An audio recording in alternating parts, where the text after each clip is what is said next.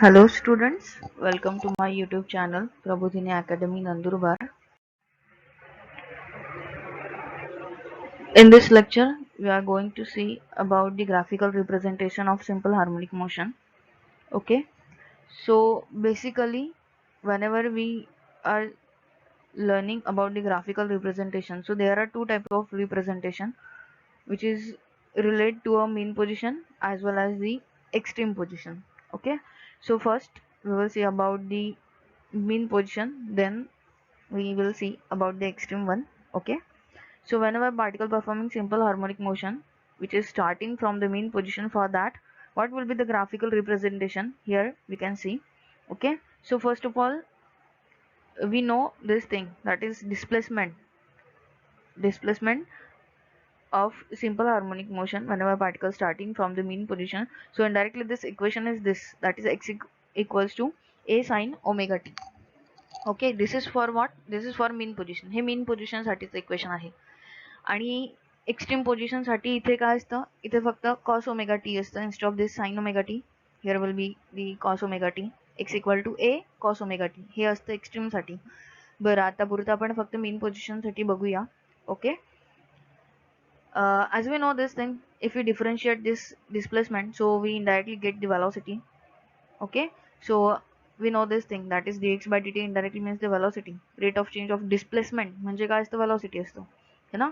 म्हणजे काय, जर आपण याला डिफरन्शिएट केलं with respect to time, so we get velocity. Okay, तर आपण इथे करूया a sin ओमेगा टी ला डिफरन्शिएट करूया with respect to time. As we know, see here this omega is constant, तर ओमेगा काय येईल, that will be to the outside, हा आपण आउटसाइडला घेणार. So derivative of sin omega t is cos omega t. Okay, so indirectly what we get, a is constant here, a will be as it is, as well as omega is constant here, so we will take it outside. So a omega cos omega t हे आपल्याला मिळालं velocity. ठीक आहे. आणि acceleration आपल्याला माहिती आहे, rate of change of velocity. म्हणजे if we differentiate this equation with respect to time, so we indirectly get acceleration, आपल्याला acceleration मिळणार. ठीक आहे. बघा पुन्हा इथे काय होईल, ओमेगा इथे पुन्हा कॉन्स्टंट आहे, पुन्हा आपण त्याला आउटसाइडला घेणार, म्हणजे काय होईल, omega into omega omega square. Okay, and derivative of cos omega टीचा डेरिव्हेटिव्ह असतो minus sine omega t. Okay, तर आपल्याला हे इक्वेशन मिळाल. See this three equations are very important. ही तिघं इक्वेशन खूप इम्पॉर्टंट आहेत जर आपल्याला ग्राफिकल रिप्रेझेंटेशन शिकवून घ्यायचं असेल तर. येस, आणि हा व्हिडिओ इथे एका मिनिटासाठी पॉज करणार, आणि हा जो टेबल आहे हा तुम्ही ड्रॉ करून घेणार. हा फक्त तुमच्या माहितीसाठी आहे की एक्झॅक्टली ह्या व्हॅल्यूज कशा येतात. ठीक आहे. बरं, ह्या व्हिडिओमध्ये मी फक्त तुम्हाला 3 व्हॅल्यू फाइंड आउट करून दाखवणार आहे, फर्स्ट, सेकंड अँड थर्ड. बाकी ज्या 3 व्हॅल्यूज आहेत, फोर्थ, फिफ्थ अँड सिक्स्थ, ह्या तुम्हाला फाइंड आउट करून मला दाखवायच्या आहेत. ठीक आहे, तर तुम्ही मला हे सॉल्व्ह करून दाखवणार आहे फॉर 4, 5 अँड 6, या 3 व्हॅल्यूज ज्या आहेत टाइमच्या. See, here we are taking time as a 3t by 4, t, 5t by 4. See here, this t is a period, है ना, आपल्याला माहिती आहे बघा, capital T indirectly represents the period. Okay, so period means one oscillation means 2 pi, angle will be 2 pi, so that time there will be a one oscillation indirectly, that is a period. ठीक आहे. बरं, आपण हे पुढे बघूया की exactly हे कसं होणार. Before that just pause the video and write down this table. Okay,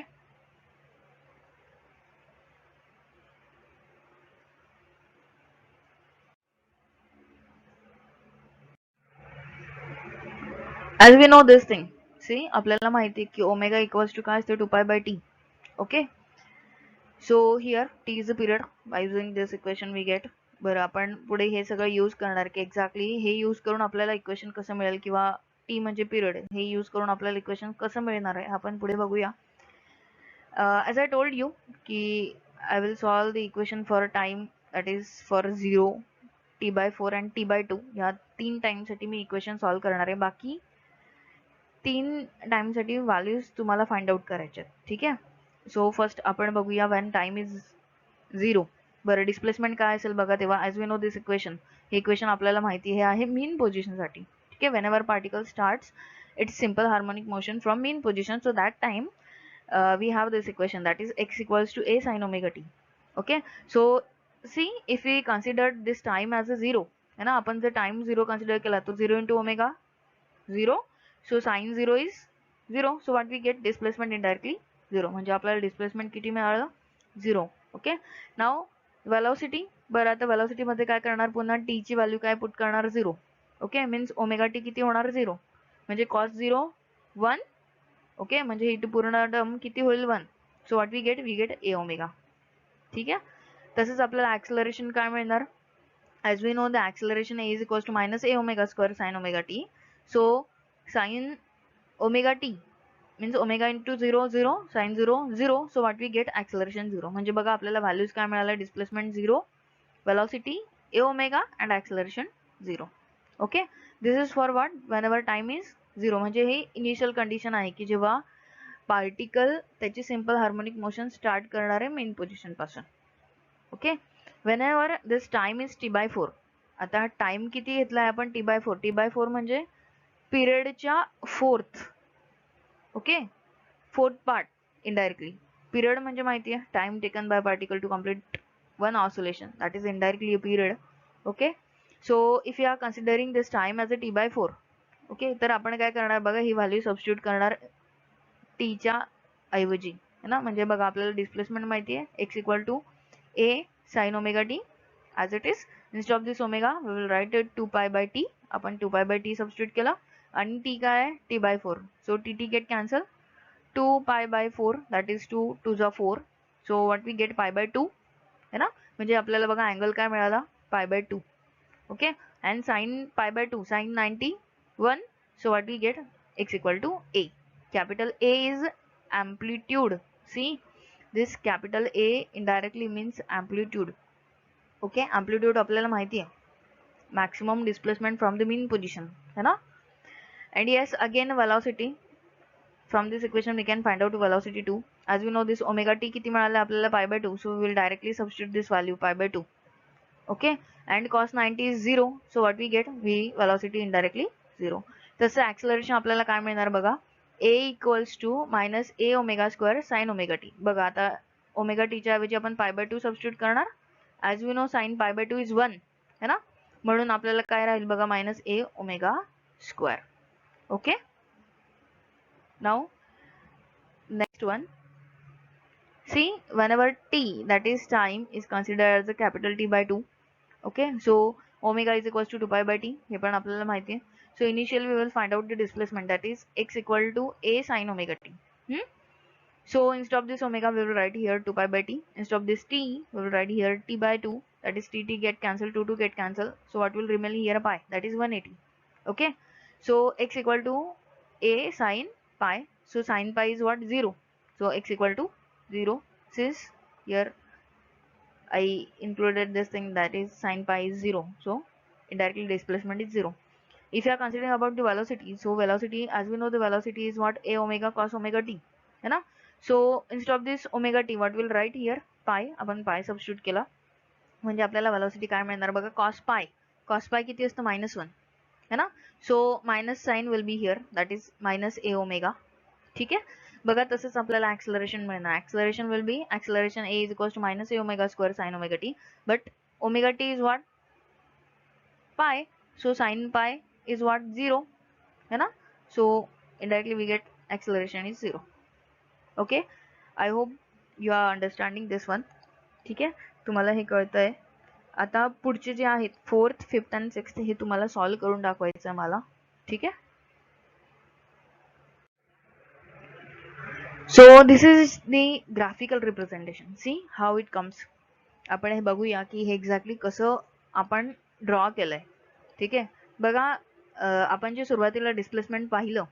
बरं आता तुम्ही इथे जो मी तुम्हाला सांगितलं होतं की तुम्ही जो टेबल आहे तो लिहून घ्या. ठीक आहे. तर टेबल याच्यासाठी मी लिहायला सांगितलं की तुम्हाला इनिशियली कळणार की जेव्हा टाइम 0 आहे ना, जेव्हा टाइम 0 होतं तेव्हा बघा डिस्प्लेसमेंट 0 होतं, राईट. आणि जेव्हा टाइम कुठे आलाय t by 4 ला, है ना, तेव्हा डिस्प्लेसमेंट किती होतं, plus a. See here we are considering the small a. You can take it as a capital A. याने काही फरक नाही पडत. तुम्ही रिप्रेझेंट करताना either you can represent it by capital A or small a, doesn't matter. see for this angle was pi by 2. बघा याच्यासाठी angle आपण π/2 दॅट इज 90 डिग्री कन्सिडर केला होता, right. Again if you are considering displacement at t/2, तुम्ही पुन्हा टेबलमध्ये check करा. t/2 जेव्हा टाइम आहे तेव्हा आपलं डिस्प्लेसमेंट पुन्हा 0 होईल. ओके, पुन्हा जर डिस्प्लेसमेंट आपण कन्सिडर केलं 3t/4 ला, इथे काय येणार -a, हे पण तुम्ही चेक करू शकता टेबलमध्ये. आणि finally whenever time is that is period है ना, जिथे अँगल असतो 2π तिथे पुन्हा 0 होणार. हे कशासाठी, हे फक्त डिस्प्लेसमेंटचं रिप्रेझेंटेशन आहे. ओके, तसंच आपण जर वेलॉसिटीचं कन्सिडर केलं तर वेलॉसिटीचं कर्व बघा. बरं, एक गोष्ट इथे लक्षात घ्या, हा जो कर्व आहे हा कर्व आहे साईन कर्व. का, कारण साईन 0 0 असतं, बरोबर. साईन 0 0 म्हणजे हा कर्व होतो स्टार्ट साईन पासून, साईन 0 पासून है ना, म्हणजे इनडायरेक्टली हा कर्व आहे साईन कर्व. आणि कॉस कर्व, याला कॉस कर्व का आपण म्हणतोय, कारण कॉस 0 1 म्हणजे हा कुठून स्टार्ट होईल, जेव्हा मॅक्सिमम, जिथे मॅक्सिमम व्हॅल्यू आहे कसली, वेलॉसिटीची. ठीक आहे, हा कॉस कर्व असेल. आणि पुन्हा हा साईन कर्व. इथे बघा आपण ऑलरेडी इन्क्लूड पण केलेलं आहे, हे acceleration minus a omega sine omega T, again velocity a omega cos omega T, displacement a sign omega T. ठीक आहे. बरं, आपण दुसऱ्यासाठी बघूया. पुन्हा टेबलमध्ये आपण बघू शकतात की जेव्हा वेलॉसिटी आपल्याला फाइंड आउट करायचं आहे, कशासाठी, जेव्हा टाइम 0 आहे, टाइम 0 असताना वेलॉसिटी किती असते, प्लस a ओमेगा. हे तुम्ही टेबलमध्ये बघा. बघा, जेव्हा t/4 होईल टाइम है ना, त्यावेळेला असेल 0, पुन्हा t/2 टाइम असताना -a ओमेगा, पुन्हा 3t/4 असताना 0, and again whenever time is t, that is capital T, that time that velocity is plus a omega. Okay, now about the next one, that is for acceleration. But acceleration ची maximum value काय असेल, plus a omega square आणि minus a omega square. That one is the minimum, that one is the maximum. Okay, बरं, हा curve बघा, हा curve आहे sign omega T, but that is minus sine omega T, म्हणून हा negative डायरेक्शनने start होणार. कळतंय, म्हणजे बघा साइन 0 0, म्हणजे जेव्हा टाइम 0 आहे त्यावेळेला ॲक्सलरेशन किती आहे, 0. ओके, जेव्हा t/4 असेल तेव्हा -a omega square. You can see this thing in table, म्हणून टेबलमध्ये हे कंटिन्युअसली बघत जा की हे कसं येतंय. पुन्हा बघा, t/2 टाइम असताना काय होईल, 0 है ना, जेव्हा 3t/4 असेल तेव्हा plus a omega square. And whenever period is t, capital T, that time again 0. And 5t/4 साठी किती आहे, -a omega square.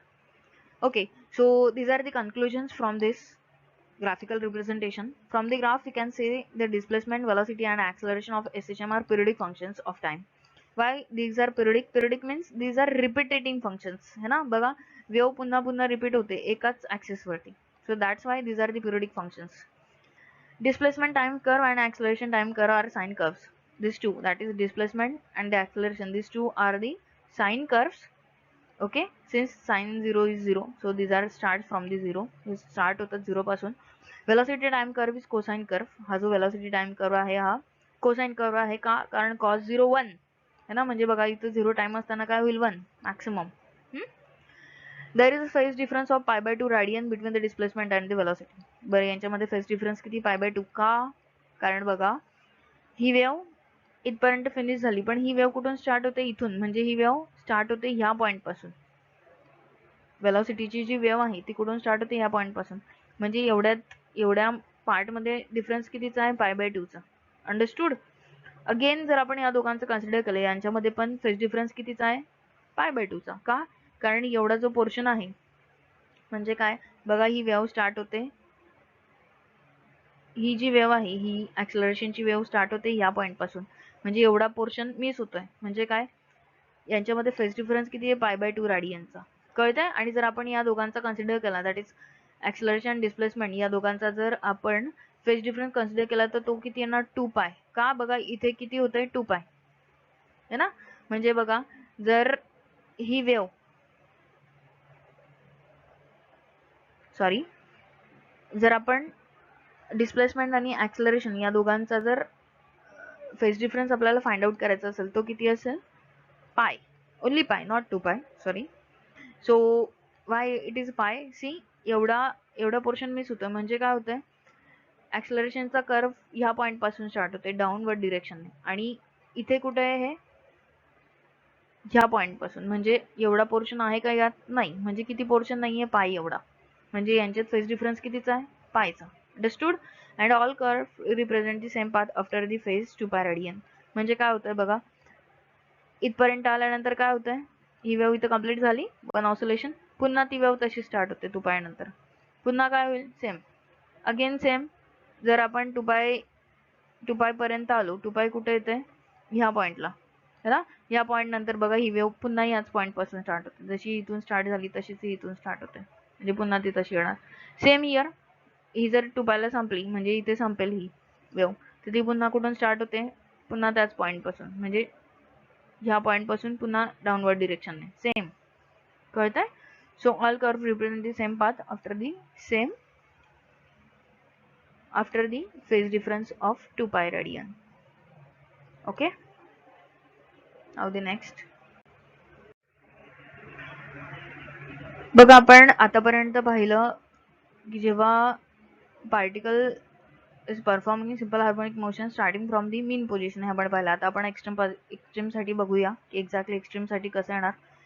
As I already told you that displacement whenever that position is extreme 1 है ना, जेव्हा extreme position असेल तेव्हा डिस्प्लेसमेंटची value असते ए cos omega T. जसं मीन पोझिशन जर आपण कन्सिडर केली त्याच्यासाठी असतं ए साइन ओमेगा टी है ना, तसं एक्स्ट्रीमसाठी काय आहे? ए कॉस ओमेगा टी. ह्या आपण कंडिशन्स पाहिलेल्या आहेत, ह्या केसेस आपण फाइंड आउट केलेल्या आहेत डिस्प्लेसमेंटसाठीच्या. ओके, तर ते तुम्ही पुन्हा एकदा व्हिडिओ बघून बघू शकतात.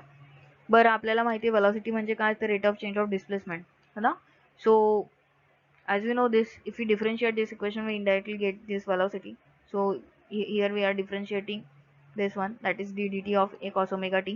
So indirectly, as we know this derivative of cos omega t is minus sin omega t. Omega is constant here, so we will take it outside, that is minus a omega sin omega t. पुन्हा या टर्मला differentiate केलं, so we indirectly get the acceleration है ना. आपल्याला acceleration मिळणार. म्हणजे बघा हे minus sine will be as it is, हे minus sine as it is राहणार. का? कारण साइन ओमेगा टीचा डेरिव्हेटिव्ह असतो plus cos omega t, not a minus cos omega t, plus cos omega t है ना. म्हणजे काय बोलते, minus sine as it is राहणार, म्हणजे minus A omega square cos omega T. Again हा टेबल लिहून घ्या, जेणेकरून तुम्हाला जेव्हा आपण ग्राफिकल रिप्रेझेंटेशन बघू किंवा जे आपण यांचे प्रूफ्स बघणार आहे 1, 2 आणि 3 ह्या 3 कॉलमचे, तर आपल्याला हे इझिली कळेल.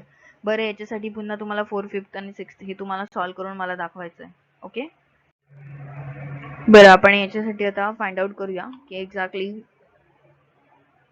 या whenever this time is changing तेव्हा डिस्प्लेसमेंट, वेलॉसिटी आणि ॲक्सलरेशन काय असेल हे आपण बघूया. बघा, इनिशियली जेव्हा टाइम 0 आहे, दॅट टाइम 0 होईल म्हणजे 0 × ओमेगा 0 म्हणजे ओमेगा टी किती होईल? 0. Cos 0 1. So what we get? X equal to a. बघा, इथे हा जो स्मॉल ए कॅपिटल ए आहे, instead of this you can write a small a. तुम्ही कुठलंही नोटेशन यूज करू शकतात, काही प्रॉब्लेम नाही.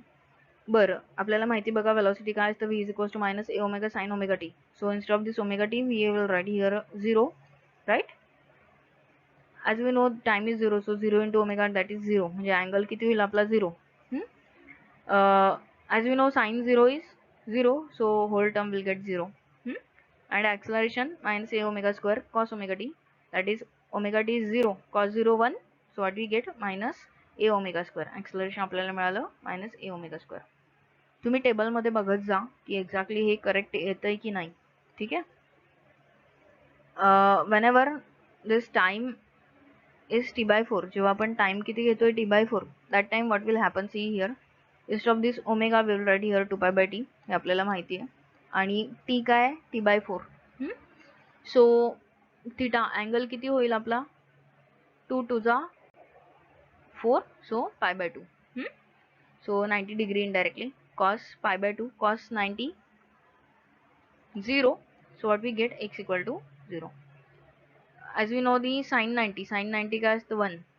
म्हणून काय होईल? हे मायनस ए ओमेगा आलंय. आणि again cos 90 0, so whole term get 0.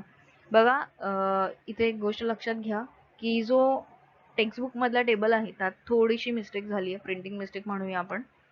तर तेवढं तुम्ही बघून घ्या. बरं, जो ह्या व्हिडिओमध्ये जो टेबल दिलाय मी तो करेक्ट केलेला टेबल आहे. सो तेवढं लक्षात घ्या. Okay. And whenever this time is t/2. आता बघा आपण टाइम चेंज करूया. म्हणजे आपण टाइम किती घेतला t/2 एवढा. तर त्याच्यासाठी आपल्याला डिस्प्लेसमेंट फाइंड आउट करायचं आहे. तर डिस्प्लेसमेंट काय होईल? Instead of this omega will write here 2π/t. Instead of this t will write here t/2. So omega t काय होईल? 2 to get cancel, t get cancel. So here only pi will remain. आपल्याला माहिती बघा cos pi काय असतं? -1. म्हणजे x equal to काय होईल? -a. करेक्ट. साइन पाय is 0. See here, this sin pi is 0. इथे माझं राहिलंय सॉल्व करायचं. बरं, तुम्ही इथे लक्षात घ्या की sin pi is 0, so that's why this velocity is 0. Okay. आणि acceleration a is equals to -a omega square cos omega t. Again cos pi किती येईल? -1. म्हणजे minus minus sine get cancel, म्हणजे plus a omega square. Right. Okay. Now here we are seeing the conclusions. आपण इथे conclusion बघूया की exactly conclusion काय येतं याच्यावरून. बरं बघा, स्टेप बाय स्टेप जर आपण एक बेसिक विचार केला तर इथे डिस्प्लेसमेंट आणि ॲक्सलरेशन कर्व या दोघांचा विचार केला तर हे कुठले कर्व आहेत? कॉस कर्व आहे. So you can write here that is displacement acceleration time curve are cosine curves, right. And velocity curve is sine curve, है ना. साइन 0 0 हा 0 पासून स्टार्ट होतोय, हा +1 किंवा -1 पासून स्टार्ट होतोय, म्हणून हे कॉस कर्व आहेत. आणि हा एकटा म्हणजे वेलॉसिटी कर्व कुठला आहे? साइन कर्व आहे. बरं, फेज डिफरन्सचा जर विचार केला, पुन्हा फेज डिफरन्स या दोघांमध्ये फेज डिफरन्स आहे π/2 चा आणि वेलॉसिटी आणि ॲक्सलरेशन मधला फेज डिफरन्स आहे π/2 चा. आणि डिस्प्लेसमेंट आणि ॲक्सलरेशन मधला फेज डिफरन्स कितीचा येणार? पायचा, right. Okay. And all the curve represent the same path after the phase difference of phase of 2π radian. म्हणजे सेम थिंग जी आपण मीन पोझिशनच्या रिप्रेझेंटेशनसाठी पाहिलं, सेम आपण इकडे अप्लाय करू शकतो. आणि सी द डिस्प्लेसमेंट आणि acceleration is maximum at extreme positions. एक गोष्ट लक्षात घ्या की displacement and acceleration are maximum at extreme positions. जिथे बघा मीन पोझिशनला जिथे ह्या दोघं गोष्टी 0 होत्या, है ना, तिथे एक्स्ट्रीम पोझिशनला ह्या काय आहेत? मॅक्सिमम आहेत. Where the velocity is minimum at the same position. आणि इथे वेलॉसिटी काय होते? 0. म्हणजे बघा एक्स्ट्रीम पोझिशनचा जर आपण विचार केला तर एक्स्ट्रीम पोझिशनला काय होतं? वेलॉसिटी 0 होते, बट डिस्प्लेसमेंट आणि ॲक्सलरेशनची व्हॅल्यू मॅक्सिमम होते. कळतंय? ओके. तर हा व्हिडिओ संपल्यानंतर तुम्हाला करायचं काय? तुम्हाला आधी तर ज्या 3 व्हॅल्यू मी फाइंड आउट केल्यात त्याच्यानंतरच्या 3 व्हॅल्यूज म्हणजे मीन पोझिशनसाठीचे 3 व्हॅल्यूज आणि एक्स्ट्रीम पोझिशनसाठीचे 3 व्हॅल्यूज तुम्हाला फाइंड आउट करायच्या. कशासाठीच्या? एक तर 3t/4 साठी, t साठी आणि 5t/4 साठी. या 3 व्हॅल्यूज. ओके. या 3 टाइमसाठी तुम्हाला डिस्प्लेसमेंट, वेलॉसिटी आणि ॲक्सलरेशनच्या व्हॅल्यूज फाइंड आउट करायच्या. ओके. हा व्हिडिओ संपल्यानंतर तुम्ही ते सॉल्व करून बघा. Okay. So thank you so much for watching my video.